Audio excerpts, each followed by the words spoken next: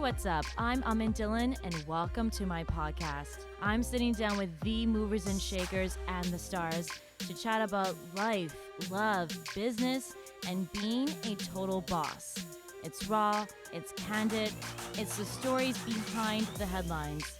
This is In Conversation.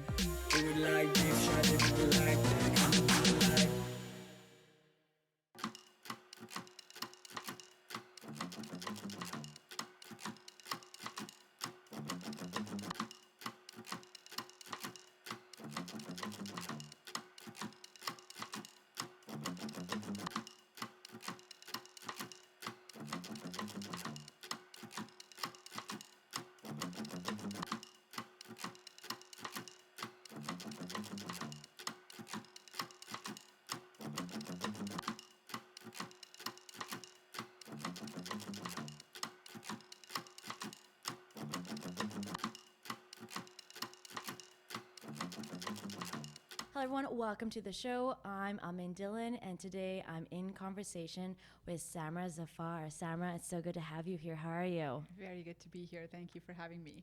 And I have said this to you many times. I'm so thrilled to have you here because I think you're just such a great role model. I know you get me all excited and inspired, and I really hope today, especially the women that are watching this episode, walk away feeling inspired as well after hearing your story. Thank you. Thank you for having me. It's such a pleasure. And, to be honest, I feel like it's a responsibility that I have now to pay it forward and give back and hopefully spread the message that no woman or man, no one should give up on their dreams for any reason. And there's always a way. Absolutely. Okay, so let's actually start at the beginning. So tell me what life was like growing up.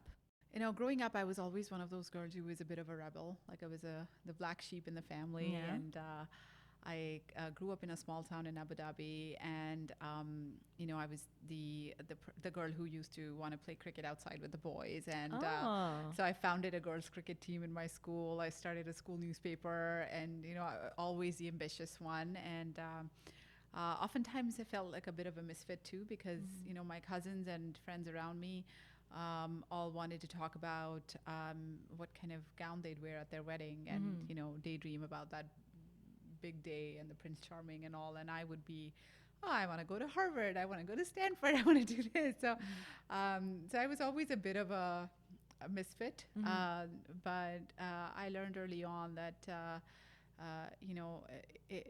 I saw it as a strength, and I really embraced that. So ambitious from day one. Did your family see that and support it, or what was their reaction? Yes and no. Certainly, I did get support in the way of I can pursue my dreams, and they celebrated my achievements when I would get awards at school and things like that. But at the same time, I come from a very traditional conservative family, so often I was told, she's growing so tall, how will we find a guy for her? Or there was a lot of pressure to conform and dress a certain way, or not be so outspoken, not be so ambitious. So there was a lot of pressure to sort of be that perfect eligible bride kind of figure. And I was the eldest of 4 girls, so I have 3 younger sisters. So obviously, being the eldest grandchild also in my paternal family, it was very I was the star of the of everyone's eyes, and I was the sort of iconic girl, so to speak. So there was certainly a lot of pressure to conform as well. It's always interesting hearing these stories, because I know when you grow up in conservative families, often, especially for girls, it's one as they're kind of being groomed to be a wife. Yeah. Right. So did you feel that you were being groomed to be a wife? Oh yeah, the conditioning was there. Luckily for me, I like to cook, so I actually enjoyed it. So I learned how to cook really early on. And everybody used to tell me how great that is. That I enjoy cooking and I'm good at it. Because your husband would be very lucky. Like that's the only reason I'd learn how to cook, right? So. And then certainly when I did things that were not very domesticated, playing cricket outside and things like that, then I would often be told oh yeah, I enjoy it while it lasts. Once you're married, this is going to be over anyway, kind of thing. And I certainly heard things like, um, don't dream so big, because you don't want to be too educated. Otherwise, you'll become like too picky, or you won't be perfectly eligible anymore because a man doesn't want a wife who's more educated than him, kind of thing. I'm very tall, so obviously on my height as well, I heard a lot of remarks. So yeah, it was kind of like, a bit of both. Yeah. When you were hearing these things, though, what was your thought? Like, were you like, oh, this doesn't seem like this is something that's going to be good for me? Or were you still anticipating, okay, one day we'll get married and it will all work out? Yeah, I never really, I think I question things a lot, and I still do. But even as a young girl, I would like, well, why can't I go play outside? Why can't I do this? Why can't I go abroad and study and go to Harvard or whatever I wanted to do? Like, it was very like, just because I'm a girl, this doesn't seem okay, kind of thing.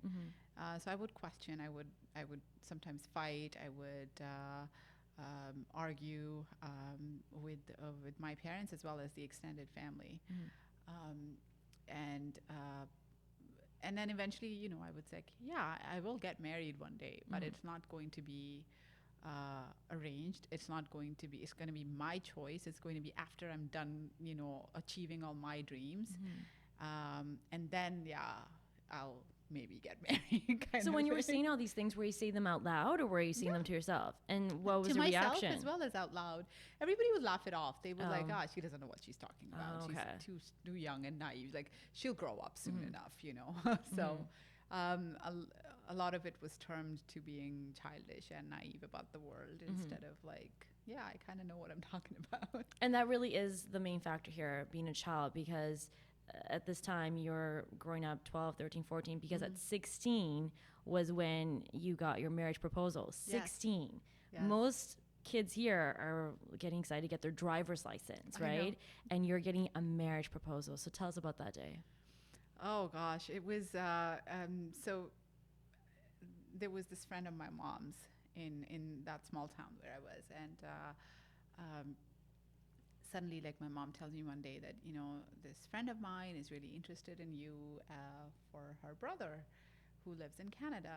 And I was like, what? What do you mean? And like, so I was tall, and I was, my body was already developing. And at the age of 16, I looked older than my age anyway. So a lot of, like, I would hear like rumors and things like that around me, like, oh yeah, Samra's gonna get marriage proposals lined up for her because and I'm fair skinned, so obviously that's like some kind of a you know what I mean. I know, right? yeah. So They're like, check. I know. So when I was just shocked, and I thought it was a joke. I just laughed it off, like, yeah, whatever. And I went outside to play, but then the next day again, my mom brought it up, and it kept coming up, and certainly the friend who was my ex-husband's sister, like, she started to kind of woo me and be my friend and show me all these dreams about Canada and how lovely it would be if I'd go there, and my education would not be put to a stop, and I can actually go study there, and I think in my head, there was also that fear that, everybody had told me that, yeah, I have these big dreams, but it's not like they're going to happen, because no girl from my extended family had ever actually been sent abroad to study. So the way it was positioned to me was that this way I will fulfill my dreams, and my parents wouldn't be worried that I'm all alone in a strange country. And there's this whole sort of idea about the West being corrupt, and girls go there and like become promiscuous and all of that. So that's kind of how it was all laid out. And I questioned, and I was like, no, that's not gonna happen. And I know myself, and I want to go to study somewhere. I don't want to do this. And I was petrified because even after the date was set, and my parents accepted the proposal and whatnot, like, I would have nightmares every single night, and I would wake up in a sweat thinking that, am I actually going to be is my education going to be put to a stop? Am I going to have a chance to fulfill my dreams? And what if he turns out to be a monster? And like as a child, I would literally like foresee this thing as some kind of like a bad movie. And but these are legitimate concerns because he is a stranger for you, and Absolutely. I want people to realize when you say stranger, it's not like you just barely got to know him. You didn't know him at all. I had You never didn't met him. Did you even get to talk on the phone? Just once in front of everybody for like 2 seconds. Yeah. So essentially, all I said was hello, and he said hello, and he said, how are you? And I'm like, I'm okay. How are you? Yeah, I'm good too. And then I gave it to his sister. That's it. So I just heard his voice. That's all I talked to him about or heard from him. And the first time I actually saw him was the day before my wedding. Again, among his family and my family. And I remember like sitting on the couch, like with my head down. This was in Karachi because we'd gone to Pakistan for the wedding. And he came in and I was so afraid and shy and, just so sort of anxious that I didn't even lift my eyes up to look at him. I just sat there, and then he sat beside me, and then everybody was like, okay, stand up. Let's see how the two of you look together. And he's quite tall. So like, oh, perfect height. And they look so good in pictures, and they're snapping pictures. And I'm just standing there with my head held down. And I think I caught like one glimpse of his face. That's it. So that was our first and only meeting before the wedding. Imagine marrying someone that you had said, hi, how are you? Yeah, like, and someone who was not even in my age group. He's more than 11 years older. So I sort of, as a 16-year-old, I saw him more of like an uncle figure, if that makes any sense, like and like as if, he's some like an older man instead of like someone who's my age that I can play with and be friends with. And I saw him more of an authoritative figure, like he would be someone who would be friends with my dad rather than me, you know. So you were married at 16. The marriage happened after I just turned 17. Yeah. It was fixed when I was 16. So you get married at 17, and then do you come to Canada then right away with him? Yep. So it took a few months for the whole paperwork and everything to go through because the wedding happened, and then he came back to Canada, and then he sponsored me, and then I joined him shortly after. So this was 1999. So we had just started to get the internet was already a thing by then. So I would go on MSN and I don't think there was Google back then. Yeah, I was gonna say, what is Canada like? Yeah, what is Canada like? And I would, go to university websites and just kind of browse, and so I think I told myself that it's not gonna be bad, as long as I get to go to school. It'll be fine. Which was promised to you, Which correct? was promised, absolutely promised. By who? Who by promised him, you? His family, my parents, everybody. So everyone said, you know what? Yeah. It's fine. Whatever your dreams In fact, are, I was you can told continue by them. his family in mind that, don't even think that you're actually getting married. Think you're going there for school. So that was kind of my saving grace at that time. Like, okay, this was my coping mechanism. Just They basically said everything you needed to hear to be comfortable to come to Canada. Yeah, and just like a sidebar, like now when I mentor a lot of women, and I've certainly encountered a lot of child brides as well that I talk to, and one person said something really remarkable to me, and she said she was a child bride here in Canada, in Vancouver. She was born and raised here, and at the age of 16 forced into marriage. And she said, people ask me if I was forced, and I say, like, what is force? It's not like someone put a gun to my head or a knife to my throat. It's the whole pressure that comes with it. What choice do you have at the age of 16, 17 to say no to your family and then be abandoned and ridiculed and lose everybody and hurt them? And, where would you go? That's very true. So yes, in my case as well, it's not like someone put a knife to my throat. that, no, you got to do this. You otherwise we'll kill you. But what choice did I have? If my parents have already fixed this alliance with this person, if I say no, I'm going to, make them angry and hurt. And plus, it's not like I was in Canada. I was in Abu Dhabi. Where would I even go? Exactly. Right. And plus, you love your family, right? And you always think they know best. Maybe I don't then see it now. religion and culture and everything plays a factor into it. Like, from day one, you're conditioned to think that marriage is like your number one priority and biggest accomplishment that you could ever achieve in your life. So as a young girl, like, when I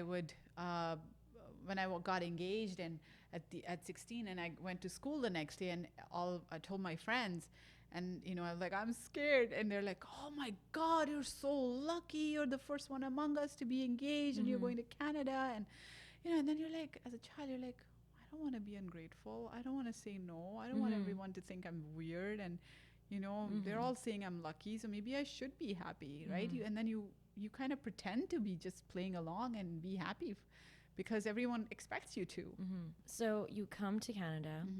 What is it like the very first days? Is your husband like, you're here, let's start our fairy tale life now? Yeah, it was. It really was. Like, we moved into a condo, and in the beginning things were good. He actually wanted to be friends with me, and so we would, cook together. We would go on short road trips. He went to Montreal for a weekend. It was I was like, okay, this isn't bad. And there was all the thing about going to school, and then I became pregnant, like right away. Like I learned a month after my actual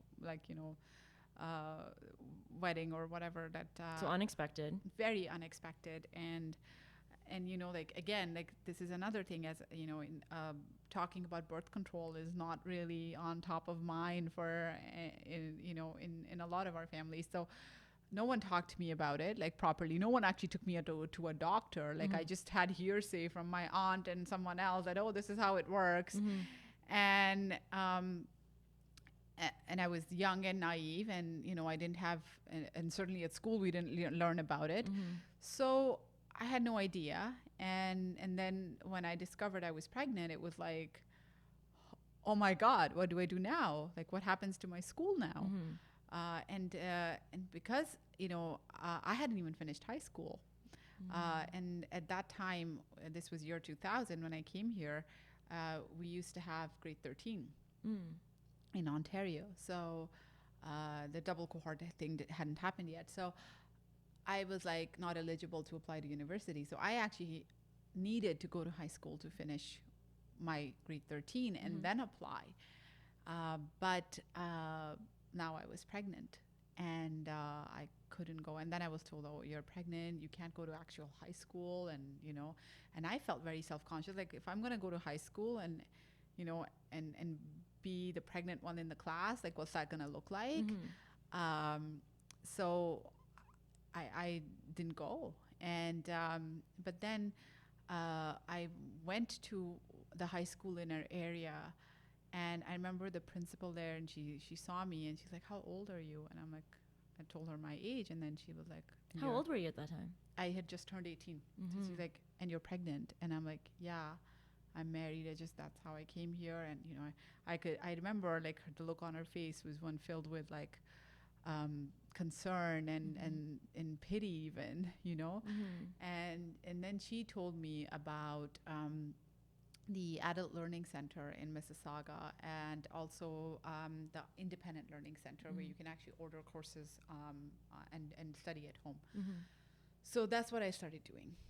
That's how it took me a number of years, actually, like in 3 or 5, like 6 years in total to finish my 6 high school credits that I needed. Because it was tough, right? Like right away I became a mom. So I just did one course, and then one would pass, and then I would do the other one. So I just kept chipping away at it. How did things change then for you? Was there a specific moment or a day you remember where all of a sudden your husband went from being, doting and being supportive to all of a sudden now abusing? Yes, they not a day, but something happened. So, well, they're like now I know what I know, and when I look back, certainly the elements of control and abuse were there from day one. Telling me how to dress. For example, I was forced to wear the hijab right away. Then also telling me like how to behave, and he wasn't really fond of me going out of the house on my own, but he wouldn't really say, oh, you're not allowed to go out. It was more like, yeah, I don't like it that other people look at you, and if And where would you go? Because it doesn't sound even like to he the would even mall. let you have friends. Yeah, even to the mall or anything, right? So like when he'd be at work in the during the day. So, but I didn't see those things as like I saw this thing. Oh, but he loves me so much, and he doesn't want others to look at me, kind of thing. Like it was all wrapped up in all this love and affection, kind of thing. So, but then his parents moved here, and that's when things really changed. So suddenly, like he wouldn't spend time with me. There was a lot of neglect. There was a lot of name calling started, and anger, and I couldn't understand whether it's suddenly he's changed overnight, or I don't know how to be a good daughter-in-law, and that's pissing him off, or what is it? I just couldn't understand, and because we were all living together, it created a dynamic where he felt guilty if he would spend time with me, and his parents would feel somehow ignored, and his mom was a bit of a control freak, so she wanted to have all the authority over everybody. So like it started off with a lot of like neglect and no time, and then eventually it came to a point over the years where I wouldn't even have conversations with him. Anything that I wanted, I would have to tell his mom to tell him, like even if it was diapers for the baby. So that bond and communication broke down, and then all the anger stuff started to come out. Like it started with a lot of verbal assaults, like name calling, you're worthless, you're useless, you're good for nothing, and then eventually evolved like throwing things at me, um, like a pen or a bottle, or just flinging a glass of water on me and things like that, and then from there on, punching holes in the walls, and in a fit of anger, and I every time I just wouldn't understand why or what. It was like I would do something today which would actually make him happy, and then the next week I would do the same thing and it would make him so angry. And like, what do I do? Like, when I would talk to my mom, and initially I didn't even tell them anything, my parents, because I didn't want them to be worried. But eventually when I would talk to my mom, or his mom even, because, she was there in the house living with us, and she saw everything was happening, and I would be told, just find out what makes him angry, and just don't do that. And I'm like, but I don't understand what makes him angry. Like, it's not like I was always trying to find where I'm going wrong, and what is it that is so horrible. Like, is it just me? And then when I would ask him that, why do you treat me this way? Why do you say these horrible things to me? And he would like, because you deserve it. Or if I would say, why don't you respect me? Because you don't deserve respect. Why don't you love me? Because you don't deserve to be loved. And when you hear that on a daily basis, you start believing it. And again, he was my only source of validation and information about me. So I did start believing it. And I went from being this confident teenager to just being a complete hollow shell of myself. I hated the way I looked. I couldn't see myself in the mirror. There were times I went to a point where I was in such a dark place that I wanted to die. I just couldn't find any meaning or purpose, and I just began hating myself, and really believing that I am nothing, and I am You started to believe worthless. what he was telling you. Yeah. One of the things I want to stress to people is you were basically isolated. You are in a country where you're not from. I'm guessing you didn't make any friends here, or at least anyone close by, because I'm sure that wasn't encouraged. You weren't freely able to move around. I'm sure driving, making phone calls, like even your family, they're not here. So essentially, I'm sure phone calls, you don't get to do them in private. No. Like, this is the way that they literally make you so isolated that you only have them. Isolation is the one of the very first steps of abuse, because if a person has a strong support network around them, then they're likely to be told by other people who love them and support them that no, you don't deserve this. Or they would notice. They would like notice, you're crying, right? or And you're and they would different. come to your aid. So I was not allowed to even go out of the house, talk to anyone, have any friends whatsoever. I learned much later that I actually, one of my cousins came here to Canada, and I was not allowed to even meet with him when he came to our home, and I didn't even know that he came to visit me. I found out about this much later through my mom, that he actually came to see me, and he was not allowed to see me.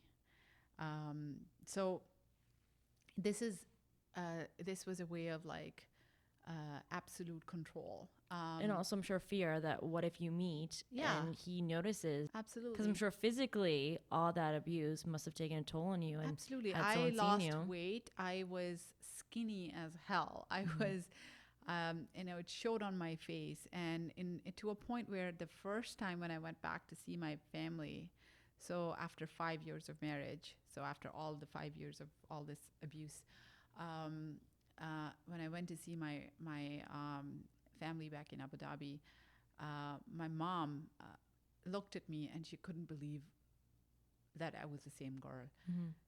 She said to me that you look like a ghost. It's like she says it that when she hugged me that day at the airport, like she could actually feel my bones. Like that's how skinny I was, and like completely blank, sort of hollow, ghost-like look on my face.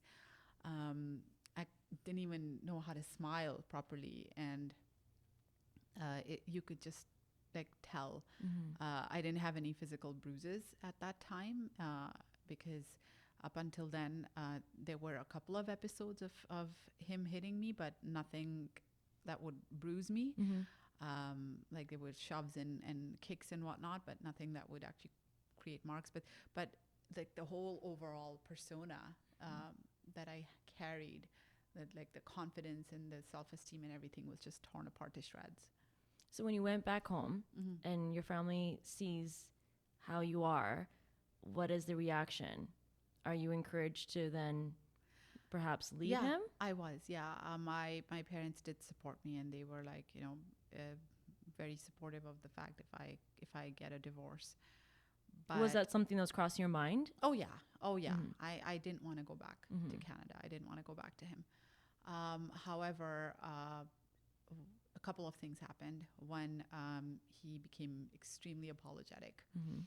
And there's, again, like now that I know what I know about abuse, there's a cycle of abuse, right? It's like an episode would happen, and then there would be a honeymoon phase when everything would be great, and then the tension would start building up, and then the cycle keeps getting more intense and frequent as time passes along. So up until then, like there were obviously I would see glimpses of good in him too, and then I had all these memories from the beginning of the marriage when he was nice to me. So I thought, suddenly he's realized, and he misses me. This is the first time I've actually been away from him. So he misses me, and he misses his daughter. So he's going to be nice to me again. And, so there was this hope, right? That things will change. So first of all that, and then second, my father passed away. He had kidney failure. And then I was told that because I am now married and with a child, and we were 4 girls, right? I was married, and my the one younger than me was married, but there were 2 that were still not. So my mother could not take my responsibility. And I didn't have an education or a job or a career. Did your mom actually say that to you? Yeah. She told you to go back to Canada, knowing what she knew? Yeah. What was that like, sitting down with your mom? Because I know for most daughters, their mom is their closest confidant. To have your mother say you should go back. It was heartbreaking, and I understand that she was grieving, and she herself was in a very tough position, given that my father had passed away. But it seemed very unfair. And I remember saying that I'll clean toilets if I have to, just don't send me back, please. But, you know, it's not like she told me that go fix your marriage. She said, go and use the rights that you have in Canada to get out of it. Um, and I was scared, I was scared, and I had lost my dad, and suddenly my husband was being super nice to me. And so there was a lot of emotions, a very difficult time at that point, and I was told to go back. Yeah. So you got back on the plane. Got back on a plane, and he was there actually. He came the next day after my father's funeral, so he brought me back. And shortly after, I gave birth to my younger daughter. And but that, I think that was a point in my life where things changed inside of me. Now suddenly I didn't have my father in my life, so I knew that whatever I do now, it has to be me. I have to think of a way, and I knew that now going back to Pakistan or going back to Abu Dhabi is not possible. So that door was closed. So I think it on an internal level, it forced me to find my own way. So up until then, I had done, I think, 3 of the 6 high school credits that I needed. So I then enrolled myself in the last couple that I needed. So I think I had done 4 before, so I needed 2 more. So I'd ordered those courses and got them.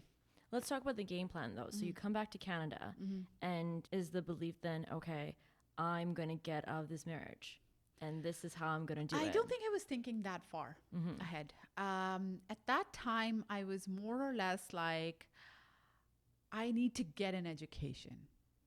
I think that was my first thing.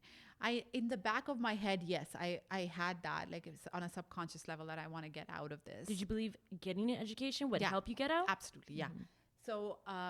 So I knew that because, I kind of thought to myself, like, if I had had an education and if I had had a job, then I wouldn't have needed to depend on my mom. I could have just stayed there and made a career for myself and started there. So certainly, in the back of my head, I knew that I needed a way out. And the only thing that I could think of was an education that would help me get out. It would make you also less dependent on him. Yes, absolutely. And because that was my strength from day one, from the day I was born. I was always like a great student and, top of my class and everything. So I knew that was something that I can use. I felt happy when I studied, like, even the 4 courses that I had done before in those first 5 years, I'd gotten all above 95% on all of them. So, and I had also gotten into university just before I had gone back to Abu Dhabi, actually. And I was told that there's no useless money to spend on my fee. By your husband? Yeah. And even though there was abundant money, but nothing for me. And I never had a penny on me anyway. I wasn't even allowed to go out and work and get a job or anything. So, so then I was, I knew that, okay, if I needed to study, I would have to pay my own way. But first I have to make sure that I finish all my high school credits. So I had gotten my conditional offer before I wanted to get revived. So I ordered all my courses and I started doing those. And I also started to think of ways to make money. So one day I was on the phone with a counselor, and I'd learned of this line that you can call Assaulted Women's Helpline. And I'd learned of it because during those first 5 years, while all that abuse was going on, before I had gone back to see my parents, I actually used to take my daughter to the Ontario Early Years Center in the neighborhood. That was like my only taste of freedom that I had, like when I would actually go out of the house on my own with my daughter. And the person who used to run that center saw the signs of abuse before I knew even what to call it. And she once saw how agitated I would get when the class ran a little bit late, because I would be so nervous. Oh my God, if I get home late, I'm going to be yelled at and all of that, right? And I shared a little bit with her one time, and then she gave me a few numbers to call. So I had that number memorized. I was too scared to write it down somewhere. So when I came back from after my father died, and I came back here, I would sometimes call that number and just talk to them, and in the middle of the night when everybody was sleeping. So that person gave me an idea that, okay, you need to make money, and you need to find a way to make money from home. And what is something that you are good at that you can do? So I was like, I'm good with kids. So that gave me the idea to start a babysitting service. And that time in home daycares, you would go to grocery stores and stuff, and you see flyers, and those like when there's a paper, and then all these things are cut, and you just grab one kind of thing. So I started sticking those around in the local no frills, and I was given permission to work as long as it was from home, and I'm not going outside. So, and then I learned about advertising on internet. So I started to advertise my daycare on internet. Luckily, I was fluent in English because I went to a British school in Abu Dhabi. So I knew how to talk to people, and I made it look really nice and professional. And I had a lot of toys, so I gathered those toys and made a room into a playroom and whatnot. And then I started getting clients, and also started to tutor kids from the local neighborhood, helping them with homework and stuff. And I started to make some money, and that started giving me more confidence, and actually all of my money would be gone towards supplementing the household income. But I would stash a little bit away on the side every month, like just, $50, $40, $20, $100, whatever I could. And during that time, I also gained like little triumphs, like little I would say little battles that I started to win. I got a cell phone, and because I said I needed a cell phone to talk to my clients, right? I can't, because my mother-in-law would always be hogging the home phone. So I needed a cell phone to be able to conduct my business. So I got a cell phone. Then I said, well, a lot of, like, I need to do groceries for the kids and stuff that I'm taking care of, because, we need to make lunch, and I don't want to bug you all the time. So I kind of started to use my mother-in-law in that way, like, okay, let's learn how to drive together, kind of thing. And then I started paying for my driving lessons as well as hers. And then I finally got my driver's license that way. And then I said, when I need my own car so that I can, take the kids with me and all that. So I kind of like learned how to be very tactical about things. And because I was making money and I was, supplementing the household income, I had that little bit of leverage too. So my mentor now, he says that was your first taste of entrepreneurship and commercialization. Plus, I'm saying you're very resourceful because, it's like you knew I have to start taking the steps on the lowdown to get to a point where I can be strong. I didn't want to make it too like, oh yeah, I'm driving. So I was like, oh yeah, it's just for business kind of thing, or it's just for, just because so I could like run the daycare or whatnot. You're essentially in a sales position too, because you're pitching it to your husband and in-laws in a win-win situation. Be like, well, it's a win for you because it's less of your time, or, we're making more money. You really were learning a lot of business skills doing all this. Yeah, I had to sell it to him. I had to sell it to my mother-in-law. I had to sell it to my clients. And so these, little things I started to gain. And then finally it was 2008 when I said I want to apply to university again, and I had a bit of money then. How much money did you need for tuition? Well, I mean, on a part-time basis, I needed around $3,000, $2,500 to $3,000. So I had more than that saved up because I also had enough for babysitting for my younger daughter, because she was only a year and a half, and I knew that I can't leave her with my mother-in-law. So I would, and there were a lot of roadblocks that were put in my way. So when I got my admission letter from the U of T, I was like, oh, how are you going to pay for your fee? I will pay. What about the daycare? I said, I'll run it. I will take evening classes. And I had also gotten my mother-in-law involved in it. So I was like, I will, supplement the income that way. And I will, like whatever, I arranged the finances. But anyway, so I started to go through the process. I registered. I remember like when I got my admission offer really late because I applied like the day before the deadline. So I got it like mid of August and classes started in September. So all the classes that I was supposed to be in were all full. With wait lists of over like 150 students and whatnot. Oh no! So I was like, "What do I do now?" Like yeah, I paid my fee, all but that. So I went to the registrar's office at UTM's. I was in the University of Toronto, Mississauga, and I sat down with them, and I'm like, "This is my dilemma. Like I'm in, but I can't sign up for courses." And she was like, "Can I see your offer letter? Like, when did you get it?" I'm like, "I just got it like last week." And she saw the date on it. It was like August. And she was like, "Wow, I can't believe they would, let someone in this late in the game." And she's like, "Show me your high school transcript." So I showed her my transcript, and all the grades are like 96, 99, 100, 98, right?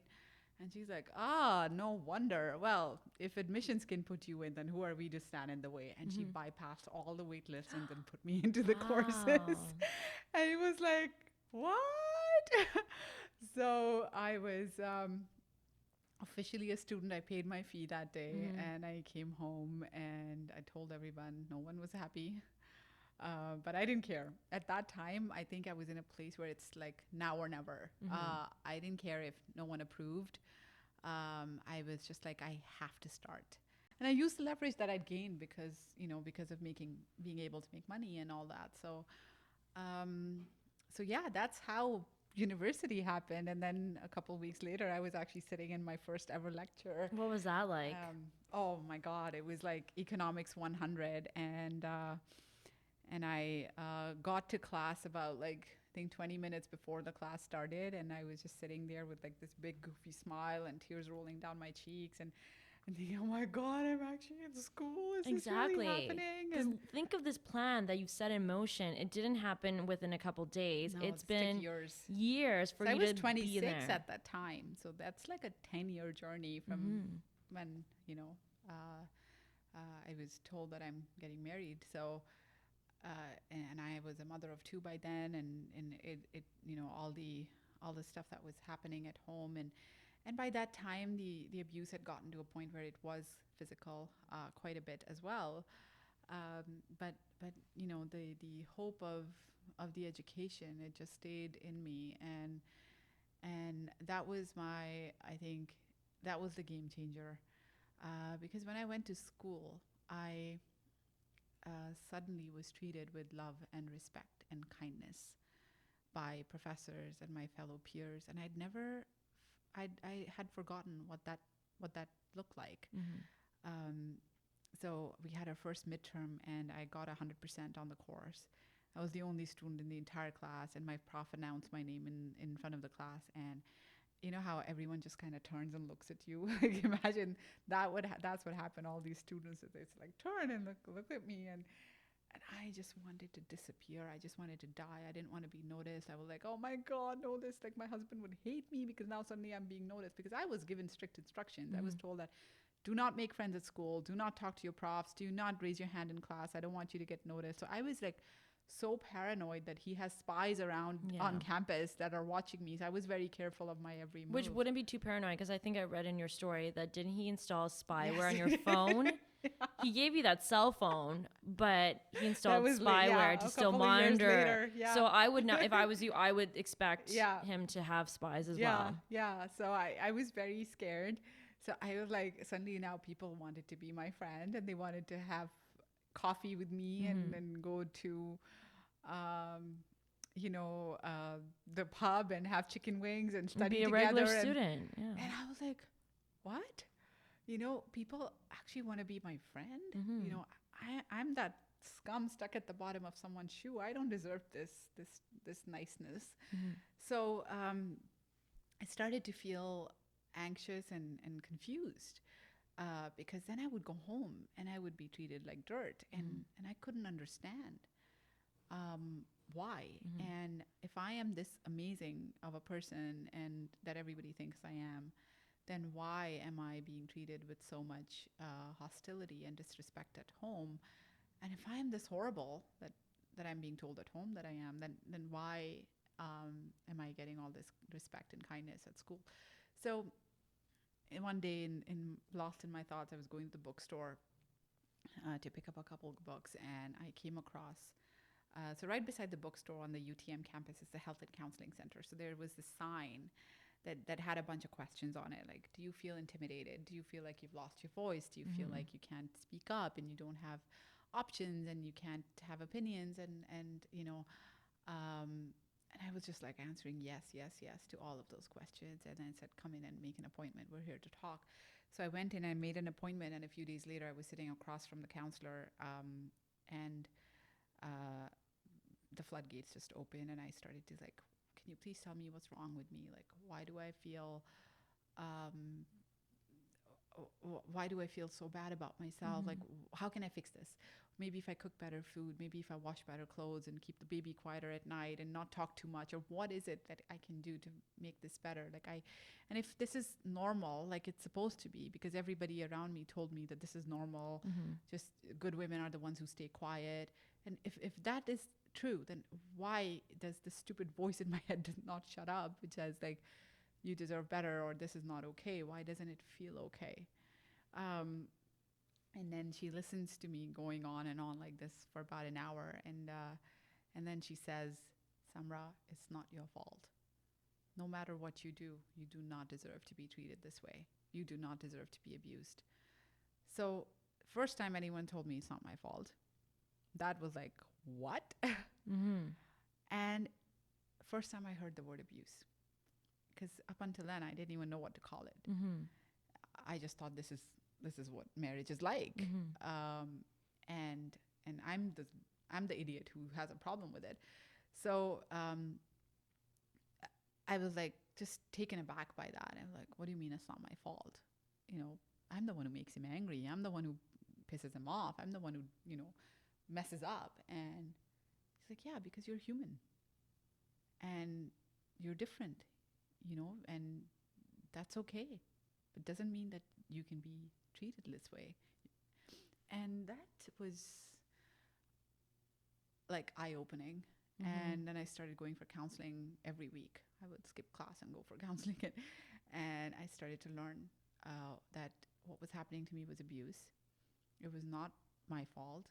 I started to read articles and journals that she would point me towards, and books on abuse, and, educated myself on what it all is. And that knowledge is what gave me the power, because obviously knowledge is power. So once I learned that, and I started to question things at home, why are you doing this? You're not supposed to hit me. You're not supposed to do this. But that made it worse, because what is abuse all about? At the end of the day, it's all about power and control. It's all about someone's need to control someone in order to feel good about themselves and feel powerful.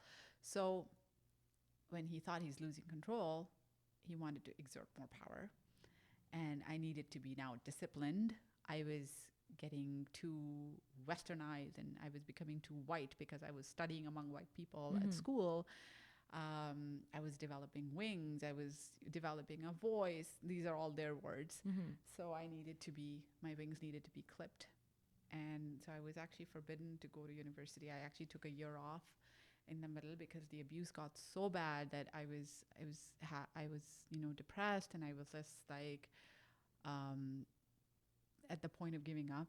But then I got myself again into university. So when I was actually in my second year is when I finally got the courage to leave.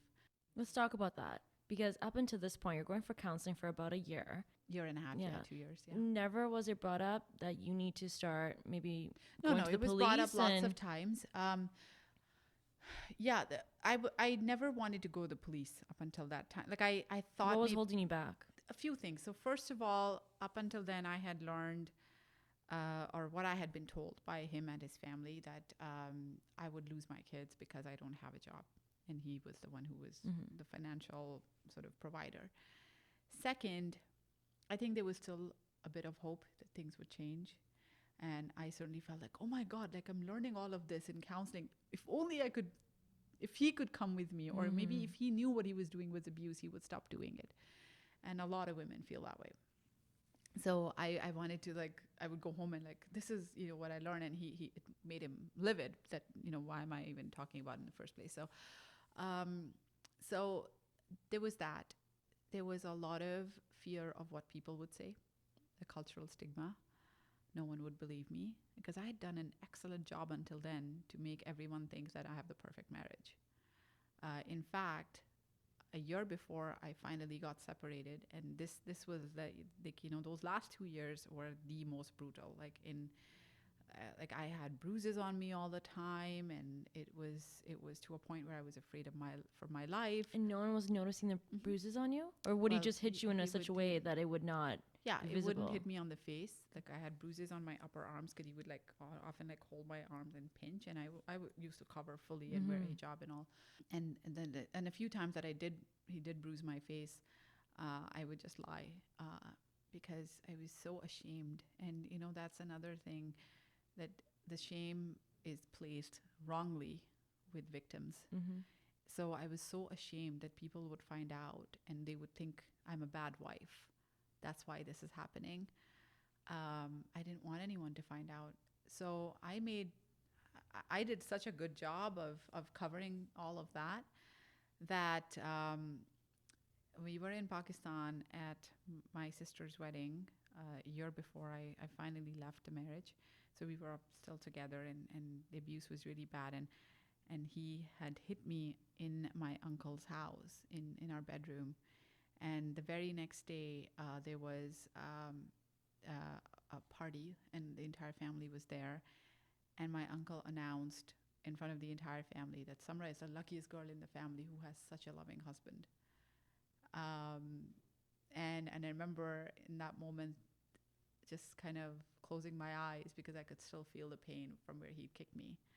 And my ribs were bruised. So it is, because of that shame, you just want to hide it. You don't want others to know. You want to sort of tell people that it's not happening, because you bury your head in the sand and you actually like convince yourself that it's not happening. Like everyone thinks I have a perfect marriage, so maybe I do. It's like a coping mechanism. You live in denial. And that's kind of where I was. So, but fast forward a year from then, it even though the thought used to cross my mind, I never really acted on it. The last thing for me, I think that's the straw that kind of broke the camel's back, was when I learned how it was, or realized and learned how it was affecting my children. I saw my daughter, my older daughter, have a lot of confidence issues. She wouldn't make friends at school. She wouldn't talk to people. She wouldn't raise her hand in class. And I knew why. Inside me, Did they witness the abuse? Yeah. So he didn't even try to hide it from them. And I saw why that was happening, because she would see me being abused and crying and, being scared at home. And she would copy that behavior in school. So that was one thing. And also then that made me learn that a lot, like many, many, many times, in most cases, when children grow up witnessing abuse in the family, they normalize it, and then they either become abusers or they learn to tolerate abuse. And I wouldn't even wish what was happening to me on my worst enemy, and these were my daughters. So when I was in my second year of university. It was April of 2011, and my exams were going on, and I was still like, should I not, should I, like, how do I do this, how will I make this happen? Like, by then the wheels were turning, right? Like, it was kind of like, wasn't I was at a place when the should I or should I not had been, like, that was kind of done. Like, yes, I will and I should leave, but how? I was in how mode, because you've no support. Yeah, You've never lived apart from him. yeah. So it's a little bit scary to be like, it's all scared. you now. I was scared, and yes, I mean, there was still a little bit of second thoughts, like, I don't know, maybe I'm just being crazy, and I'm just being stupid and ungrateful and all of that. So my daughter, so this was 2011, so she was 9 years old at the time. She came to me in the kitchen and she hugged me, and then I picked her up and put her on the counter, and she's like, "Mommy, can I ask you something?" I'm like, "Yeah." It's like, "Are you staying with Daddy because of us?" Wow, she asked you that. Yeah. And I was like, and there was a fight that had happened the day before, so she'd witnessed it, and I'm like, and I just stayed quiet, and she's like, "Mom, we're not going to be happy unless you're happy. It doesn't matter if I don't have a big room or I don't have all the toys that I have, but we're a team. We can do this, and we can take care of, her younger sister as well." So, and I was just amazed, like, that my 9-year-old was saying this to me. And she's like, "Don't worry, Mommy, you're not alone." And I mean, I'm going to tear up. You're making me tear up too.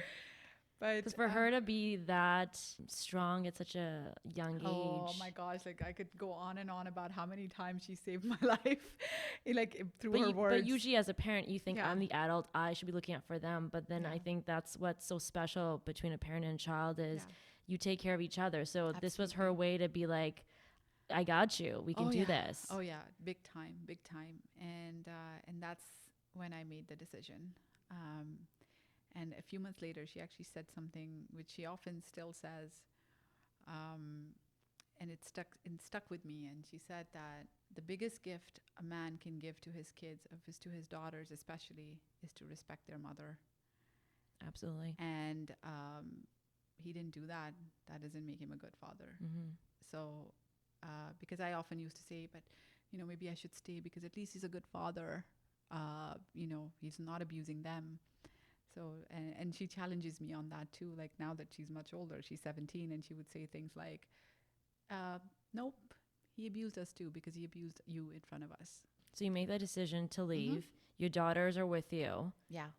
But then I know just from hearing about other stories, it's oh my God, it was to take that first step out of the house, being on your own completely for the first time. What was that like? It was like, because most abusers don't just let you go. No, it was like jumping off a parachute, like off a plane without a parachute, and it was scary. It was like a lot of stuff happened that time, which I don't want to get into the nitty-gritty technical details, but it was like everything was done to make it as difficult for me as possible. I want to mention one thing I read in your story, that your husband sold the house from under me. Yeah. His daughters are living in that house. So he was so angry that he didn't care that he was putting you on the street. He's putting his own daughters. Being on the street. Yeah, absolutely. And I had a few weeks left to empty the house. I didn't have a lawyer, so I didn't know my legal rights. And I didn't know where to go. He sold the house. He moved to his parents, and then I was like, okay, where do I go? And I couldn't get a lease anywhere because I didn't have a job. Whenever you go to apply for a place, you need 3 months pay stubs and a credit check and all of that. My credit he had already ruined it. So were there any resources? Like, did you go back to the counselor and say, I'm ready to leave him? Where can I go? What are my next steps? So I was told to go to shelters. So I called a couple shelters in the area. None of them had space. They put me on the wait list. That's so sad. And there's a wait list for a shelter for abused women. Long wait lists. So I then went to U of T, and I was just going there to talk about my OSAP. And I was like, now that I'm separated, will I be able to get OSAP? Because up until then, I was denied because of the household income being too high, right? So that's why I was babysitting and all of that to pay for school. So my financial aid counselor, God bless her, she said to me, so what are you doing about housing? And she kind of knew about my situation. I had talked to her before as well. So I said, I don't know right yet. Like I'll have to, I'll have to figure that one out. I'm not sure where I'll go and stuff. And she's like, have you spoken to student housing? And I was like, no, I haven't. But, will I qualify? And plus, like, it's June and, the lease runs from September to August. And, like, I don't know if they'll have something for me. And she was like, why don't you just go talk to them? And I went to student housing office and talked to the person there. And she said, well, our leases do run from September to August, and we usually do not have a place in the middle of the year, but we have one unit in the family housing section, which just got vacated because somebody actually broke their lease in the middle of the term. And if you want, I can show it to you. And she showed it to me. What luck? Oh my God. It was like I say, I'm like a strong believer in the power of the universe. I was just about to say that. It's like the universe said, you're trying so hard. We're going to help you out. We're going to meet you halfway. So I saw the unit, small, tiny 2-bedroom little student housing unit with like a tiny, tiny kitchen that you could literally like, take one step and get out of. Yeah. And but it's yours. It was mine, and she gave me the keys the next day.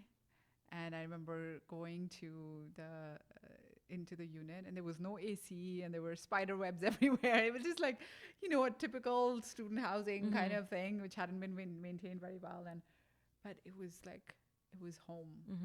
And I sat in the middle of the living room on that gross green carpet. I just like cried for like an hour. I was like, oh my God, I'm not gonna be homeless. I'm not gonna be out on the streets with my girls. So the next few days, I used to drive a minivan, so I packed all my belongings, clothes, bed sheets, kitchen stuff everywhere in garbage bags because I didn't have money to pay for movers. So I moved garbage bags back and forth over the next like sort of 5 to 10 days. I would make multiple trips every day, and that's how I moved all my stuff. And then just at the very end, I paid a couple students like $100 to get my furniture, and half of my furniture broke in the process. But I didn't care. Like I actually had a place to call home. And let's actually mention that. So after you left your husband, he moved in with his parents and sold the house. Essentially, your source of income, which was him, was gone. It was gone, yeah. And, now you're going to school, you've got your daughter. So money-wise, I'm sure you never had a credit card to your name. I sold a couch, one of the couches in the home to get some money. I also sold a bit of jewelry, and that's kind of how I had a little bit of money saved up from babysitting, so that's what I used.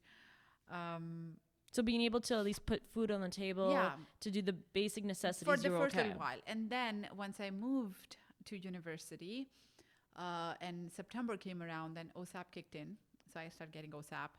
And I started picking up on-campus jobs. So I started working as a TA.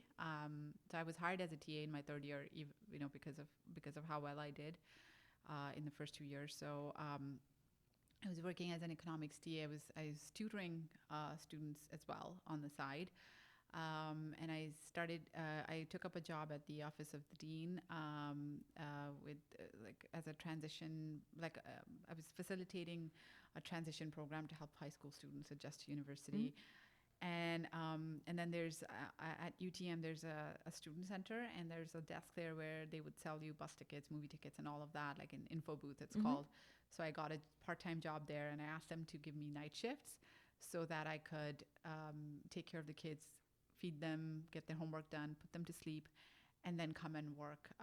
And because it was on campus, I was 2 minutes away, and a friend of mine usually used to stay with me. So she would watch the kids while I was at work in the night, and I would take the You were hustling. 9 p.m. to like 2 a.m. or 3 a.m. shift. I've counted 5 jobs. Am I right? Yeah. 5 jobs you were doing. And one more. I actually, because I loved cooking and I was pretty good at it. So I started cooking and selling food to students on campus who lived on campus. And, because campus food was expensive and not very good. So they started to buy home cooked food for me. And that's how I would do my groceries. And so it was like I had I would wake up in the morning, send the kids to school and go attend my classes because I was a full-time student as well. I had to carry a full-time course load to qualify for OSAP. And then I would come home in the middle of my classes when I got a break, cook, then go and teach because I was a TA. Then I would, and then I would come home and make sure the kids' homework and everything is done. Then go to the info booth at night, and that's where I would study because it would be very quiet. No one would show up in the middle of the night anyway. And sort of like it was just. When did you sleep? I slept like 3 hours or 4 hours. Yeah. And then on the weekends, if I had a day off from the info booth and I didn't have classes, I would like sleep for like 12 or 13 hours. Of course. And make up for it. But it was kind of like, that's how I did it. And luckily I made a lot of friends on campus. Like, so they would watch my kids for me when I would go to class or I had court or to meet my lawyer.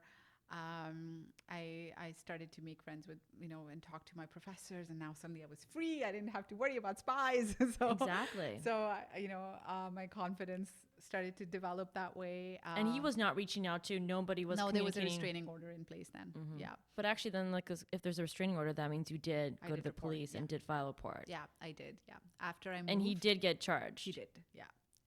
And it was after I moved to university campus, and it was a moment when I was like, he was about to put his kids on the street, and I think in that point, all leftover compassion or respect or anything that I had just vanished, because like he did whatever he did to me, but he was about to put his kids on the street. Exactly.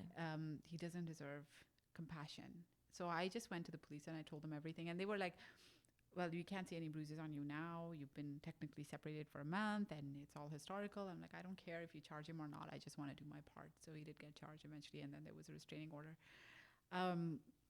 But coming back to like where I was in this journey was like, dealing with all of that.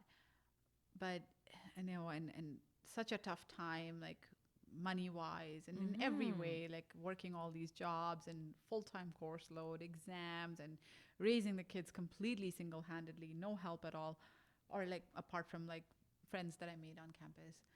But I was happy. I was free. You're finally in control. Yeah. I was, respected. People liked me. People wanted to hang out with me. My home on campus was often called the Union Station of campus because it was always filled with students, like other like people that I made friends with. Because some like I'd have a couple friends like, oh, what's cooking today, and they'd be like going into my pots and pans and like eating food, and then somebody would be playing with my kids, and I wouldn't even know where they are half of the time. And we're just taking them to the student center. We're going for a walk. Why don't you guys come along? And so it was just, I built a family. I was part of a community. And it made me feel like I'm not alone. And I'm very, very grateful to my friends from those days, and they're lifelong friends. Did they know? Oh, yeah. They knew everything. Yeah. So they were probably saying, you know what, like whatever we can do to help you. Yeah, absolutely. They did. They were there for me when I would need to cry and just feel sorry for myself. And we would all, be huddled together over a big bowl of ice cream and just drowning our sorrows in sugar. Sometimes you just need those days. You do. And then they would be there to help me, when I was kicking ass, and, to help take care of my kids or do something else. So exactly. It was a magical time, extremely tough, but extremely rewarding. And I think I grew the most in those days. I learned what I was capable of, and I got to discover my own strengths. All the myths that I had in my mind about how bad the world is and how women are, people are going to chew me up and spit me out on the side of the road, and, and I'm going to be gang raped, and all those like things that, I was told by my husband and his family, because that's what made me so afraid to leave. It was all a bunch of BS. Certainly I encountered my share of stigma and unwanted male attention because I was suddenly single and living on my own. So like, fair game kind of thing. But the good in this world is far, far, far more than any bad. And I just met incredible people who've helped me in amazing ways, and I wouldn't be here if it weren't for them. And then, it all paid off. And 2 years later, in my final year, that in that one year, I won over 15 awards and scholarships, and I was named the top student, and I won the gold medal in economics, and it was this one particular award. It's called the John Moss Scholarship. It's $17,000 that goes towards your grad degree, and it goes to only one student every year from the entire all three U of T campuses, not just one. And I was the winner in my fourth year, and it was incredible. It sort of, yes, the money was great, and obviously I needed it, and the recognition was amazing, but it was more than that. It was validation that I was not crazy. I was not abnormal, that I was told, oh, you're an abnormal woman. Why can't you be normal like everyone else's wife? I was not on the wrong path, leading my daughters to hell. I was doing something good. And it's a little win. Like every time you get, I would imagine, an award or somebody saying like, way to go, it's a little pat on the back, because you haven't had that for so long that, you think, okay, this is my path. And to just have a simple sort of like milestone or win, it goes a long way. Oh, big time. Big time. I mean, for me, it was, I remember the day that I found out when I won the John Moss scholarship. Like, I was dancing with my daughters, like for half an hour around that, and jumping on the bed, and we were all like crying and in a heap, and it just and that wasn't handed to you either. That was because of you and your hard work. Yeah, you were like, I did this. I had the courage to, and it's paying off. Yeah, I mean, it was magical. And then, and that's when everything changed. I did my grad school and went to go on and establish a career that I'm really proud of. And it was when it was my an award ceremony for UTM, and I won the top student award in economics. I went on stage with my daughters, and by that time I'd won the Moss scholarship, and I'd won a number of other big awards as well, and I'd gotten a fair bit of recognition in the local community and in the media and all. So oftentimes people would ask me about how I feel, and I would be like, oh yeah, this is awesome. I'm going to kick ass. I'm going to go to grad school. I'm going to do my PhD. I'm going to be a professor. And I would just talk about how amazing everything is. So this ceremony, and I go on stage to get the award, and I take my daughters with me. And a friend of mine, her mother writes for Express Tribune, which is quite a well-followed Pakistani blog online. And she comes to me and says, Samra, I want to interview you. And I'm like, yeah, sure, great. Because in my head, I'm like, yeah, I'm going to tell her how amazing my life is. And she goes like, no, I don't want only the good stuff. I want to tell the whole story. And I was like, no way. This is too shameful. This is too traumatic. People will look at me weird. They'll think I'm a basket case, and I'm not a sob story. I don't want people to feel sorry for me. I'm not going to do this. And she's like, just think about it. Think about how it's not just your story, how it will help so many women. So I came home, and again, my daughter came to me and said, Mom, if every woman thinks it's too shameful and traumatic and bad to talk about, how will this ever change? And I think if anyone can do it, it's you. So I think you should share it. So lo and behold, next day I called her up and I said, okay. And I shared, and it got published on my convocation day of all days. It was June 10th or so of 2013, and so I go in the morning to convocation hall, and I get my degree, and I'm like all emotional, and this thing that I've worked so hard for all these years, and then I come home and I open my Facebook, and it was flooded with messages from women everywhere who are just, congratulating me, thanking me for breaking the silence, and, for talking about it. And women writing to me things like, I was about to kill myself today. And your story came to me at the right time. Women in Ontario, like locally, reaching out to me, like, can we have a coffee with you? Can I talk to you? And that's when I started to mentor women. And as I did that, I saw how much of a difference human connection made. And now, that I do all the research and the speaking work and everything, and I read a lot about this, one of the most essential things that people need to heal and succeed from any kind of trauma is human connection. Yes, I was smart and hardworking, but the connection that I received at the university from my friends and my professors is what helped me ultimately. And imagine if you had someone like you when you were in that situation that you could have looked at and been like, she went through the exact same thing, and look, she's showing me that this isn't how it should be, that there is something bigger and better out there. Imagine what that would have changed for you.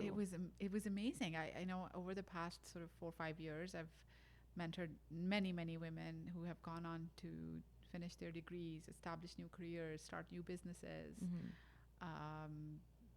go back to school or get a job. Like, it's been so rewarding. It's great that I'm able to do the work I do, but the most important thing that I get out of it is the lives that I'm able to touch. And every time I get a message from a woman who shares her transcript with me or a picture of her job letter, yay, I got a job, got an A on this exam, it just fills my heart with joy. Because, for me, it's like, this woman is now not going to go through that pain, because I know what it's like. You're changing the lives of people and hopefully the next generation. So of all of your achievements, I think that's the greatest legacy you could ever leave for your daughters and for yourself. That is something that no one can take away. It's certainly the most rewarding thing. I mean, to be able to, because I used to question often, like, why did all this happen to me? Why did I go through so much pain and adversity and then get so much success that I never imagined? And I was always looking for that why. And I, through this work, I found that why. Because I have a responsibility, I have a purpose.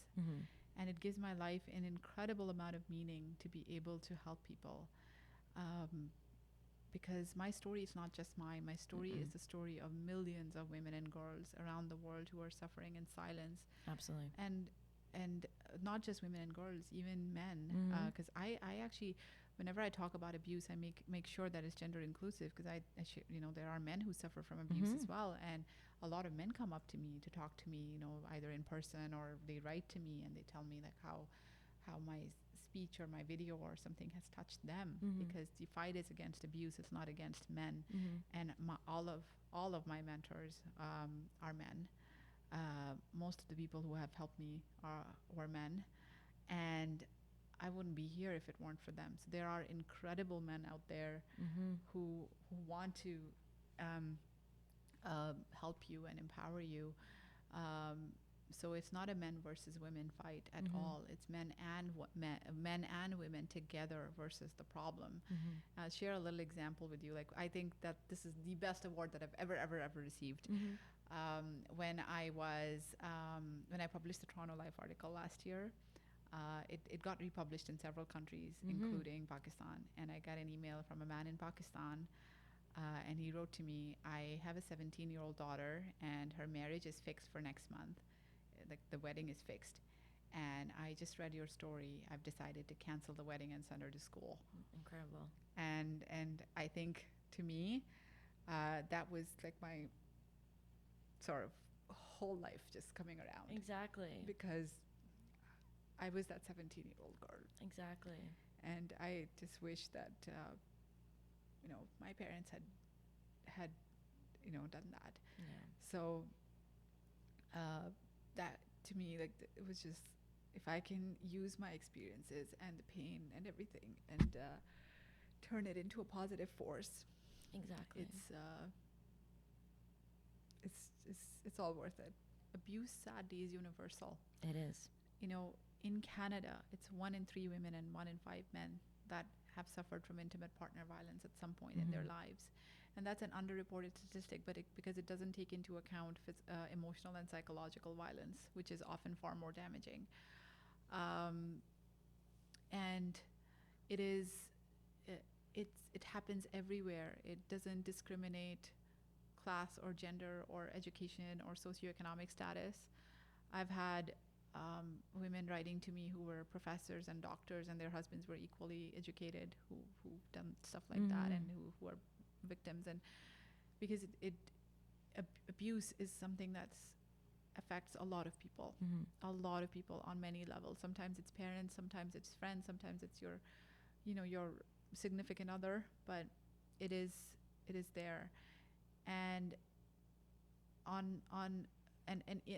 kind of delving into even deeper, yes, we are very lucky to be in Canada.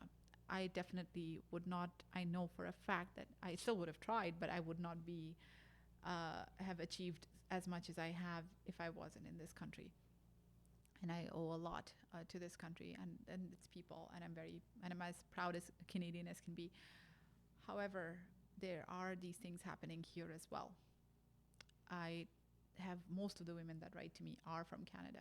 They will sometimes write anonymously. They will sometimes make fake accounts to tell me their stories. And it breaks my heart.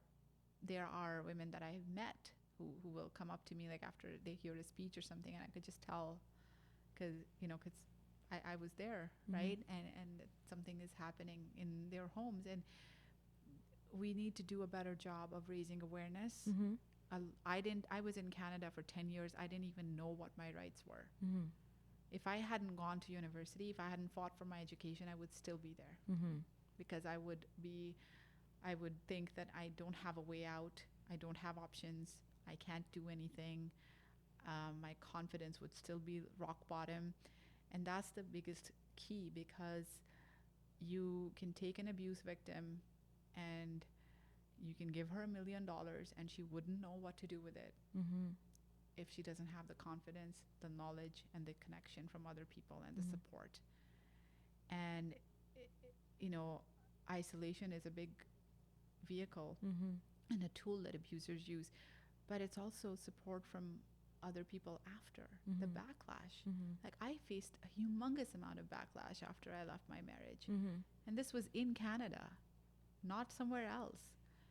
I have had to reinvent my entire circle. Like, no one from my life before my separation that I'm even in touch with. I was judged, I was shamed, I was ridiculed. And I found new people, and I found a new community and a family, but it was hard. And it's, luckily I had my daughters as well, because, that sort of saved me, I guess, from feeling alone. But a lot of women, they feel like they're like, I hear this all the time. What will people say? My father would not support me. My mother would abandon me. They would never talk to me again. My family would be ashamed of me. I can't leave. I can't do this. And that stigma, the shame, the isolation, the judgment, it holds so many people trapped. Of course. So many. And it's not just the culture that you and I come from. It's everywhere. I was in rural Saskatchewan in January. I know it's like minus 60 degrees. Speaking to a group of women there in a town about as white as it could possibly get, and I heard the same things. My kids would say, "Why now, Mom?" My church would abandon me. My family wouldn't talk to me. I can't leave because what would that make me? Like, I don't want to be a victim. I don't want people feel sorry for me. I'll lose my friends. Because we attach the shame with the victims. It's like we all need to work collectively to change these narratives. We have nothing to be ashamed of. We have nothing to apologize for. It's taken me a long while to actually believe that inside of me. I mean, in my subsequent relationships, in friendships, and everywhere, I found myself like being not confident enough, not demanding enough respect. Because I felt like something was wrong with me. Internally, I felt like I had something to feel ashamed about. No, I don't. Of course not. But it takes a long while. Like, it's it's easy to say that, but it's one thing to believe it. So we definitely, like we're extremely lucky to be here, but at the same time, we can we have a lot of progress to make. Be aware of what's happening around you, like the way that a woman is being talked to, right? Is she skittish? Is she nervous about talking to you or talking to others? Like, I was actually, like, in the last election, the federal elections, I was campaigning for a local candidate. And I remember knocking on a couple of doors, and the women would open the door, and then they would be too afraid to talk to me. No, I can't talk. Let me get my husband. And they're like, no, I want to talk to you. Like, I want to learn, what your opinions are. And they would just get so afraid. And that was me. I remember, like, when we used to get in fact, our mayor, Bonnie Crombie, was actually the MP in the riding that I used to live in Mississauga. And one time she knocked on the door when she was campaigning, and I wasn't allowed to have a conversation with her. And my husband got very mad that I talked to her even for 2 minutes. Like, oh, you really like talking to others, don't you? Like, go back and go inside. Who gave you permission? Again, it's isolation. Yeah. So, notice those things. Is she fulfilling her dreams? Is she, doing something for herself apart from doing everything for the home or the in-laws or the family or the kids and stuff? Secondly, I think we need to do a better job to bring these conversations out from under the rug. One thing that I always stress is that we need to speak about these things openly in communities, in forums, in dinner parties. I talk about these things to my children all the time, and I talk about early signs of abusive behavior, what's okay, what's not okay. Kids these days are starting to date sooner and sooner, right? And they don't even know what this stuff looks like. Like, we in schools, we're finally talking to them about sexual health or mental health, but we're not really talking to them about emotional health and about relationship health. What does a healthy relationship look like? Exactly. Like, if somebody is giving you a backhanded compliment all the time, and which makes you feel bad about yourself, that's a sure shot sign that that's going to keep going, right? Like, what does respect look like in a relationship? That's very important to understand. I have now finally, I think, kind of understood it after all these experiences. But it's like, what do you normalize and what do you don't? What is just a joke made at, like, what is laughing with you versus laughing at you? Exactly. Right. So sometimes a lot of abusers actually, like, the way it follows, they put you up on a pedestal, and you feel like, oh my God, this man loves me to death, and he's like, I'm his queen. And then suddenly, like, when you fall off that pedestal and they start treating you like crap, you're like, what happened? And you want to get that feeling so so bad that you do everything you can in order to please them so that they'll love you the same way again. And that's a way of controlling. This is what I've heard about human trafficking, that this is how usually people get these girls, because it's the same way of manipulation. They show them the world, they buy them, they isolate them, and then it becomes well, why can't you do this for me? And the girls are so starved for and that then attention. You think, oh that my God, but he loves me so much, exactly. And I should do this. He's done so much for me, and that's happened to me. So notice if the new boyfriend in your girlfriend's life or your daughter's life is being controlling like that. And talk to your kids about these things. My older daughter came to me last year and said, Mom, I think one of my friends is in an abusive relationship. I'm like, what do you mean? And she's like, her boyfriend, he buys her chocolates and flowers and takes her on trips and this and that, and then he calls her a bitch while fighting, and that's not okay. And he has like, when he becomes really angry, and then she's like, no, but he's so nice, and he's like, he loves me so much, and he's so nice to me, and he's so loving, and none of my other friends' boyfriends do that. And he just gets angry because he loves me so much, right? Because a lot of times media and everything, like, conditions us to actually, like, romanticize abuse as well. So the fact that my daughter was able to identify that with her friend is because I talk to them about this stuff all the time. So I think it's important to teach our children and our youth, and that's the only way we'll actually prevent abuse from happening, than just keep doing even in the damage most control. conservative households, because I know some people might be watching this and be like, well, in our family we're not allowed to date, but I think regardless you should be teaching your children too, exactly, right? We should obviously definitely be talking to children, and then support each other. I think we as a community, and not just the South Asian community but everywhere, I think we really need to do a better job of supporting our survivors, and do not shame them, do not ridicule them, do not if I had a penny for every time I was asked, oh, he hit you, but what did you do? Like, I would be rich. Like, seriously rich. Yeah, people would, and they just blurt it out because it's just the normal way of conversation. Like, what did you do? What do you mean, what did I do? I don't care what I did. Exactly. He had no right to hit me or treat me that way. Right. But now that I can say it very, like firmly, but back then, like when I had just left, it was like, oh yeah, I didn't cook so well, or I didn't do this, or, that makes you feel even worse about yourself. That was somehow really your fault. What about believing? Do you find that that's still a problem in the community? Believing absolutely. survivors? Like a lot of my extended family still don't believe me. They think I'm making all this up for publicity, or just to like taint him. And obviously, like, his family goes around saying that I'm a liar. But we need to do a better job of believing our women, being empathetic, being kind, offering connection. These are not family issues. These are human rights issues. These are community issues. Women's rights are human rights, because a healthy, educated, happy woman will raise a strong family. That's true. And even if she doesn't want to have a family or kids, that's her choice. We need to do a better job of attaching the honor of a woman to her ambitions, her dreams, her goals, her personality, her individuality, rather than her marital status or whether she has kids or not, or her skin color, or age, or all these stupid things, right? Like, we as women are complete and whole on our own, the way we are. And we should be able to be ourselves freely and unapologetically. We have every right to completely make our own choices and be respected for them.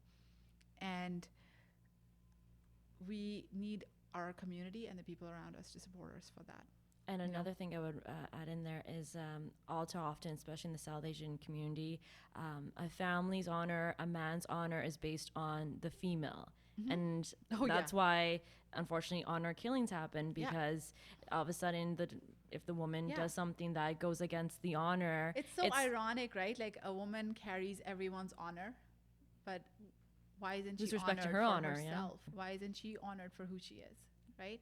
So I think that belief in the community that the whole honor of anyone else is based on a single individual, I think that has to change, because that's, first of all, too much responsibility for anybody, but also a woman has never asked to represent an entire family or the men. Like, let her honor be her own honor. She shouldn't be. She's not a prop. She's not some kind of a trophy thing that you keep there to make your house look pretty. No, she's a walking, thinking, free human being, and who has every right to live her life and make her own choices. It was this last International Women's Day, I was actually speaking at an event in the South Asian community, and after my speech, this man gets up and asks me a question that he says, so you said you were a single mother. What's the point of being what's the point of all this empowerment if you couldn't even keep your family intact and your family is now broken and damaged? So, I take these things in stride. So I just said, sir, thank you for your question. I would like to ask you a question. So how come, if you think that my family is now broken and damaged, my kids and I have never felt more complete and whole and happy before? And, in your eyes, we may be damaged and broken, but to be honest, we're happier than ever. And do you really think that a woman should tolerate violence, abuse, and disrespect in order to fulfill your criteria of a proper, whole, complete family? Exactly. And then families come in all shapes and sizes, right? Yeah. And I swear to God, my kids and I are a powerful bunch. In fact, my younger daughter like she's termed our family like the three of us were power girls. That's what we call each other. Call ourselves, and they're my best friends. They're my pride and joy. And every decision I make is to make sure that they have all the opportunities and the freedom and support to be who they are and go for their dreams, and make their mistakes and learn and make their own choices. Our job as parents is to give children the tools to make their own decisions and to learn how to function in the world. By giving them a rosy picture and sheltering them and not showing them the realities of life, we're actually doing them a disservice. I completely agree. And I am like, my daughter started working when she was 15, and she's doing school, she's working, she's learning how to deal with people, and she's had her bad days and everything. And I'm like, yep, you need to develop those life skills, because the day that my 20-something-year-old daughter, they're 17 and 12 right now, but in a few years, if my daughter comes and says, Mom, I think I'm going to go live in China for a year and just like experience what life is, I'm going to be like, yeah, I've done my job. Because then like she is confident enough to say that, yep, I'm going to do this and I'm going to figure it out. That's actually a great point, because I find also in our community the control over children to stay under the roof as long as possible until they're married.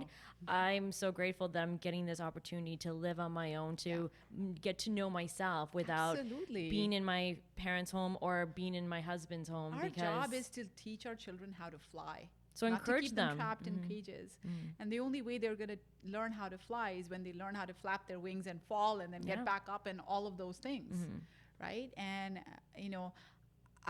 when I walked out of my marriage at the age of 26, I didn't know how to function in the world. And I had like so much to learn and all the hard work and the mistakes I made. And I want my daughters to make them all now, so that they're like, by the time they're that age, they're like, Well, we shouldn't fear mistakes. I always say, like, even failure, it's something good comes of it, because you learn. The thing is failure. It's always just one step closer to success. Exactly. That's all. Because it often teaches you a lot more than successes do. Your mistakes are so valuable. I love the mistakes that I've made. I own them, embrace them. All the bad relationships and the friendships that went toxic or even otherwise, like, bad career moves or everything. Because now I won't do that again. Exactly. Right? Because you learn. The lesson stays with you. And you learn so much about yourself in the process. And you don't make it again. Most of the time you don't make it again, because you never forget that feeling from the first one. Exactly. What about equality? How do we as a community promote equality? Because another big problem I find is, especially in the South Asian community, we treat boys and girls differently. Yeah, and a lot as of much people as ask me that, so if you had boys, how would you talk to them? And I'm like, I would talk to them the same way. Exactly the same way. So like I said, equality is not a women's issue. It's a human issue, and it's a men and women together versus the problem. So we need to, yes, of course, encourage our girls and treat them the same way and encourage them to go for their dreams. But at the same time, we also need to teach our boys and teach both our girls and boys the power and the importance of respect. And we need to, one thing that we need to teach our girls more is to be brave, to take risks, to make the mistakes, to be okay with it. Like we as a community want our daughters to be so perfect. You got to know how to cook, you got to know how to clean, you got to know how to take care of it, and you are great at school and all of that. That's a lot of pressure. Like, I don't keep a clean house. I hate cleaning. I love cooking and I hate cleaning. I hate both. So well, and my like the amount of times I've been shamed for that, like especially from my mother, who's a neat freak. Like, oh, you're like, what kind of a woman are you? You like, you be a proper woman. Like, learn to keep a tidy house. I'm like, just because I don't like cleaning doesn't make me an improper woman. Exactly. Right? So, and the other thing is confidence. I read this book called The Confidence Code, and there's a great example in there that, when let's say if there's a job description, right, and it asks for a few things, like you need to know about astronomy, you need to know about navigation, and you need to know how to take care of kids, right? A woman would think, I don't know a thing about astronomy, and I don't know about navigation or anything like that. Yeah, I have a kid, so I guess, I know that, but that's just 1/3 of the criteria. I'm not even going to apply for the job. Mm-hmm. And then a man would look at it and be like, astronomy, yeah, I can Google stuff. I think I know a couple of the stars' names. And navigation, that's what the GPS is for. I just, I have my phone. And kids, yeah, I took care of my nephew a couple months ago and he survived, so I'm good. I'll apply. And guess what? Who gets the job? The man. The man, because he applied. Yeah. So women need to be taught, girls need to be taught to be brave, not perfect. None of us are perfect. And we need to teach our children, you're imperfect, you're wired for struggle, you're going to have a lot of tough times in life, but you're beautiful and you're worthy of being loved just as who you are. And as a parent, that's been very difficult for me to come to that, because especially from the culture that I came from, and because of the hardships that I have faced in life, I often found myself to be putting a lot of pressure on my kids, because I was like, you have to get an education, you have to do this, you have to do that, because I don't want all those bad things to happen to you. But I think what I have learned in this journey as a parent especially is that what made me who I am today? It's the hard stuff that I went through. Conquering all of that raised my confidence. Who am I to deny them of that? And I shouldn't, because then I'm just going to raise spoiled brats who have never seen adversity in life and who have, no idea what life is all about.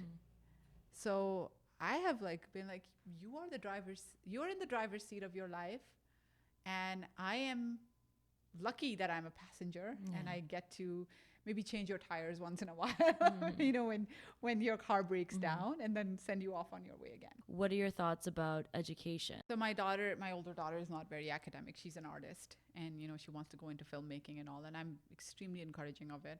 But I always say, get a basic education.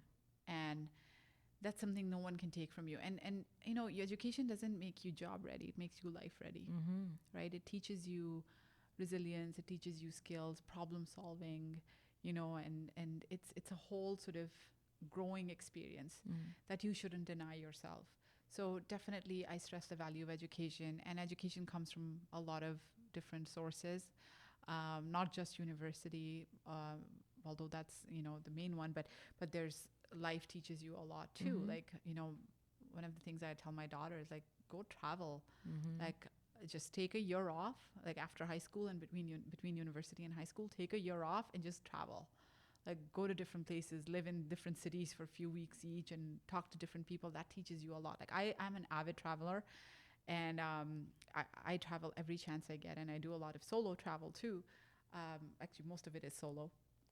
And it's taught me so much about the world, about the people in it, and everywhere I go, I make friends, and I learn so much, and about how big and beautiful this world is and its people are. And it develops a deep sense of gratitude. I was in rural Kenya last year volunteering there and speaking to village girls about the importance of education and believing in yourself and all.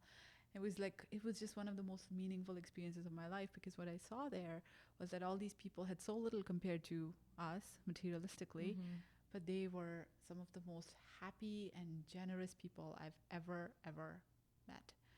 And I was so inspired and so grateful for that experience, and filled with admiration and respect for these people. So every experience teaches you something, and I think that's what life is about. It's about packing as much experience into it as possible. I never say there's good or bad. Every experience is a good experience, because it teaches you something. It does. Or it gives you something, and you take from it what you can, and you keep moving forward. Absolutely. Life is like a bicycle. You stop, you will fall. So you got to keep moving forward. I like all these metaphors. Yeah. So before I let you go, maybe what is one piece of advice you would give? Because while we are talking about your story about being a survivor and getting to the point that you are right now, I think many people can watch this and think about their own lives and think, it's that fear. Being brave, as we were talking about, it can be for anything. Being brave to go towards your dreams or goals, or go travel, or do anything that you have your mind towards. So what is a one piece of advice you would give to somebody watching this that feels like they're stuck and they won't make it if they go after what they really want? It's to lean into challenge and adversity. Not to say that create your own adversity, but every tough time comes for a reason. Life is never a bed of roses. Like I'm so grateful for the life I have now, and I'm really, really happy, but I've got my own stuff to deal with. We all do, right? And we tend to sometimes feel that that's, you know, definitely there are things that are challenging. I don't want to invalidate anyone's situation, but we feel that we can't ever get out of it. This is never going to get better. But the one thing I'll say is that we all have the strength and power inside of us to create the life that we want and deserve. So many times I meet people who are stuck in a situation that they're not happy in, but they don't want to do anything to move out of it. The biggest fear that holds us back is the fear of the unknown. Because I don't know if you've heard the saying, but I heard women say that to me. In fact, after I left my marriage, you should have stayed because the devil known is better than the devil unknown. And it's not like that. There is far more good in this world than there is bad, in terms of people, in terms of experiences, in terms of places. Yes, shit will happen, but you'll deal with it. You've made it this far. You'll make it further than this too. That's, adaptability is our biggest skill as human beings. We adapt. We build our emotional muscle as we go through these things. So no matter what, don't give up on yourself, because if you don't believe in yourself, then who will? If you don't respect your own dreams, then who will? Right? So you got to be your own cheerleader, your own biggest cheerleader.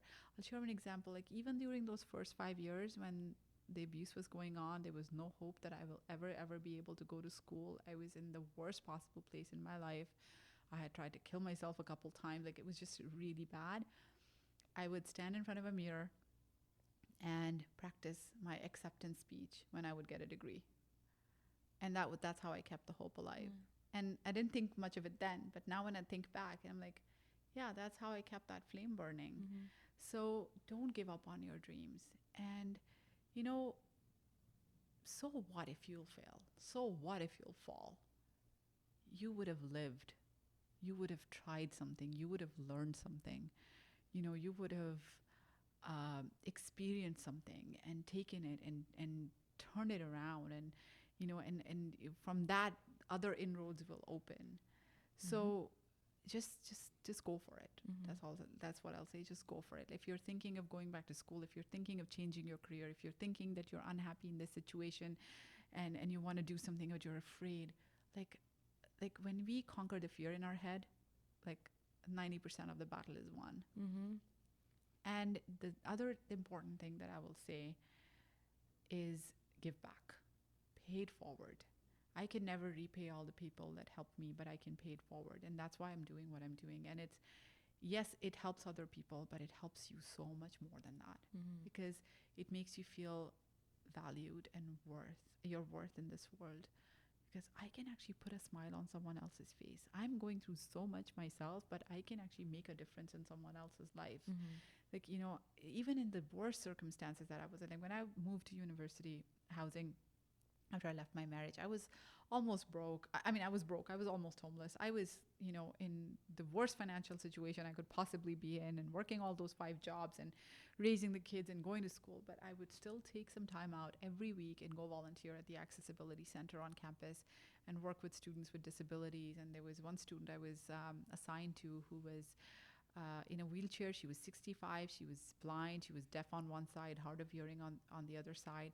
And I would just take her from class to class, and I would help her with her assignments and stuff, I would be mesmerized that, oh my gosh, I have nothing to complain about if she is doing this, if she is actually completing her degree at this, in this stuff. I was so inspired. And, but at the same time, I was like, I can actually help someone. I can actually make a difference in her life. So everything that I do now, it's like, yes, I help other people, but it's so empowering for me personally. It makes me believe like I can do anything. And it's opened doors for me in so many ways, because a lot of opportunities that come my way are because of the work that I do. So always remember to pay it forward, because by carving a path for yourself, you're actually carving a path for others to walk in behind you as well. Absolutely. Thank you so much for being here. Thank you. I'm just in awe of you, and I'm just so proud of you. I know we don't know each other, but I'm very much a supporter of people that stand up for themselves and go after it. And you're right, be brave.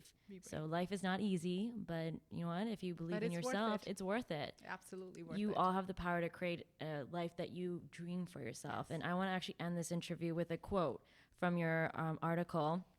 This quote, first of all, your daughters, I hope one day I can meet them, because already I know they're going to do incredible things. They're very special. But this quote you put in the article, this is what your daughter told you. Mom, I think Daddy's family picked you because you're only 16. They thought you were going to do whatever they told you to do, and they'd be able to make you into whoever they wanted you to be. Man, they picked the wrong girl. Yeah. And I read that and I was like, they certainly did. Yeah. And I love that your daughter said that to you. So I thought that was a great way to end this interview, that your daughter looked at you and said, they messed with the wrong woman. And that's like, you're like, a superhero for her to be like, look at you, like no one can mess with you. Yeah.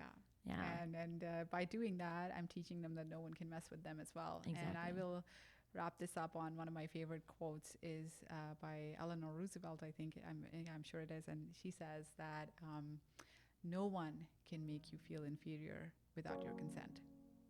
So don't give them that consent. Thank you. Yeah. Thank you. So